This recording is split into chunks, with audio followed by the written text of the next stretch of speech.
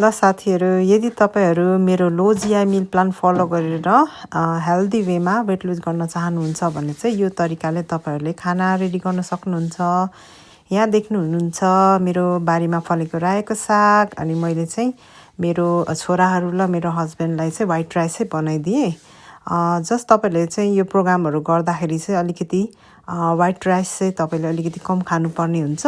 यहाँ देख्दै हुनुहुन्छ मेरो प्लेटमा चाहिँ तपाईँले चाहिँ देख्दै हुनुहुन्छ कोदोको रोटी र फापरको मिसाएर चाहिँ मैले मेरो लागि चाहिँ रोटी राखेको छु इन प्लेस अफ राइस हैन। अनि पहेँलो दालको सुप बनाएको छु। यो चाहिँ सबैले खानु मिल्छ, यो लो जिआई मिल प्लानमा पनि पर्छ, त्यही भएर मैले पनि मेरो लागि रेडी गर्दैछु। अनि प्रोटिनमा चाहिँ मैले सालमन राखेको छु। अनि हो यसरी चाहिँ तपाईँले मजाले यसरी हेल्दी हैन प्लेट चाहिँ तपाईँले बनाउन सक्नुहुन्छ। यो चाहिँ मेरो लो जिआई मिल प्लानमा पर्छ। तपाईहरूले पनि हो यसरी नै मजाले हेल्दी प्लेट हैन हेल्दी खाना यसरी बनाएर चाहिँ खान सक्नुहुन्छ।